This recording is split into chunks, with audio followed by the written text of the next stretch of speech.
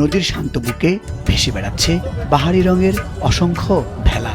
সেই ভেলা ভাসিয়ে চলছে ব্যতিক্রমী এক প্রতিযোগিতা, যা দেখতে হাজির উৎসবপ্রেমী অসংখ্য মানুষ।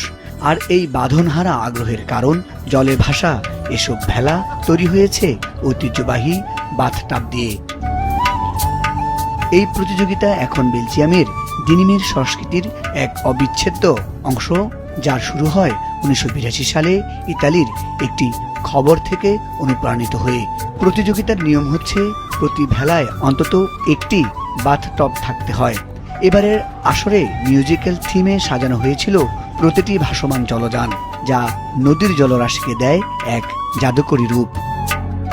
1 কিলোমিটার দীর্ঘ এই নদীর বুকে ভাসার সময় সৃষ্টি হয় বিভিন্ন রোমাঞ্চকর ঘটনাচিত্র, যা নিয়েও উচ্ছ্বসিত প্রতিযোগীরা। এবারের আয়োজনে বিজয়ী হলেন আইগ্রেড ও তার পরিবার। এ নিয়ে টানা 25 বারের মতো অর্জন করলেন বিজয় মুকুট। সুরের মূর্ছনায় সাজানো এই বর্ণিল আয়োজন নদীর শান্ত জলরাশিকে প্রাণবন্ত করে তোলে পুরোটা সময়েই। পাশাপাশি প্রতিযোগী ও দর্শকদের হাসি, আনন্দ আর উচ্ছলতা এই উৎসবকে নিয়ে যায় অপার্থিব মাত্রায়। মুজাহিদ সাকিব, মাছরাঙ্গা নিউজ ডেস্ক।